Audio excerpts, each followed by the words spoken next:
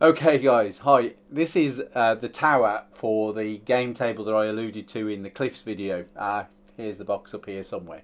This is a sort of work in progress design idea for a modular tower that's not only modular in terms of it can be used anywhere, it's also modular in terms of the build. It breaks down into separate playable sections, but also is that it's also modular in that the outer sleeve comes off completely to reveal the innards. So this video is going to be building the sleeve.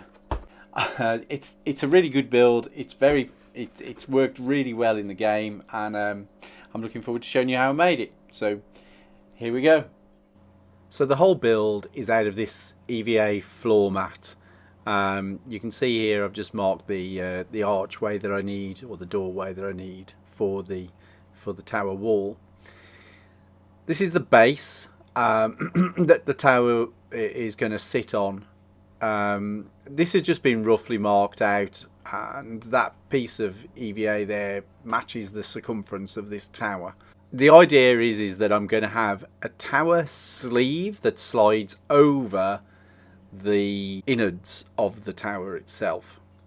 I've cut myself a piece of just a loosely sketched out a doorway that will fit this opening here, and the next task is to get that on the saw and just cut that out. This saw is probably one of the best things I've bought for the foam craft that I do. It really does save a lot of time, and I can do much more intricate cuts, but importantly I can also do multiple cuts at the same time by stacking up the EVA foam if I've got multiple shapes. Really is an excellent buy. Just check the fit, looks like a good one. Move on. The stone texture is easy to do, but it does require some considerations. First of all, using soldering iron to carve the foam with heat, so you're working with a very hot tool. The second thing is I'm not doing it here, and I really wish I had have, because it made me ill.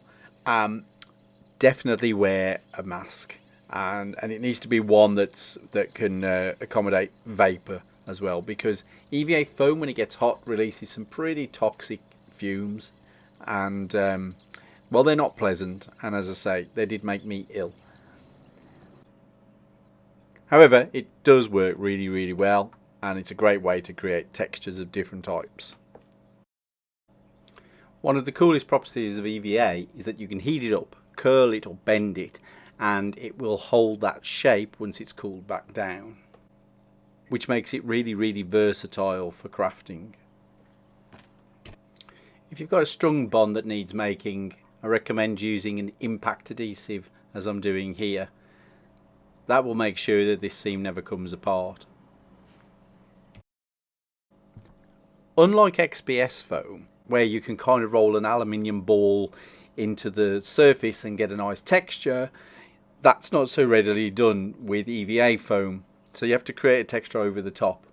So part of that is in the ceiling, which I always do with PVA, and in this instance I'm using the tried and tested route of tissue paper, and also my go-to material, which is a browning plaster. In this instance, this tower sleeve that I'm creating, I want it to have areas of plaster that are still intact and areas of exposed brick. That's the sort of idea I'm going for. This will give me a very durable finish. It's very hard, it's rock hard in fact. So I'm pretty pleased with the final result of the texture on the tower. It's heading in the right direction to what I'm after. All I need to do now is check its fit on the internal part of the build, which will be in the next video. Okay, so it's time to start attaching the additional pieces that I had cut out of foam. Just start checking their fit, seeing how they work, and gluing them in place. The doors that you can see I'm putting together here, I decided I was going to have a go at hinging them. So I cut small hinges from just very thin craft foam.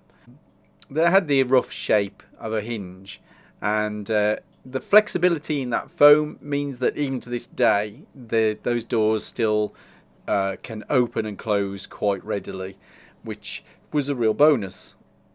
That said, I have since seen how Wylock does his hinges and door handles, and I'm inclined to try the next time round working something similar to that. Maybe still out of foam, but with more of that detail that he gets.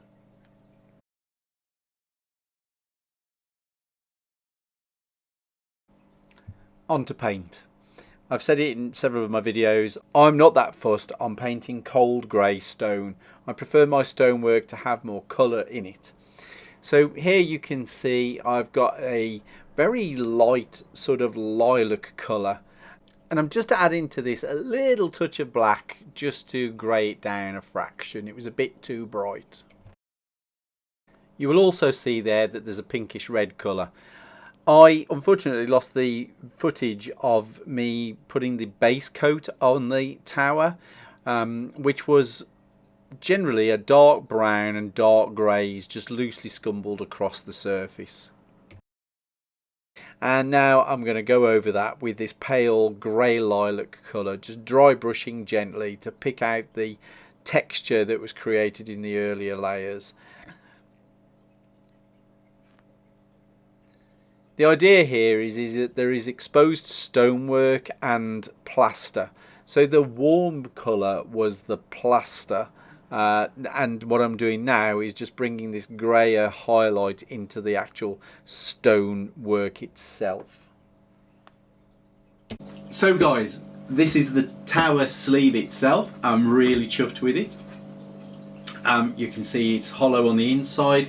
I did fit a floor, which hasn't really been discussed in that video, and of course the next video is the inner, which this fits over, forming the overall tower. The idea being that these are modular, so that I can interchange what's inside this, or I can put this on its own, or I can put a different tower structure on this. So if you're enjoying the EVA foam craft that I'm doing for these terrain videos, please hit that like button, the subscribe, and hit the bell so you get those notifications. It goes a really long way to getting this channel in front of other people who are looking for this kind of thing. Thanks for watching guys, and I will see you in the next video. Bye.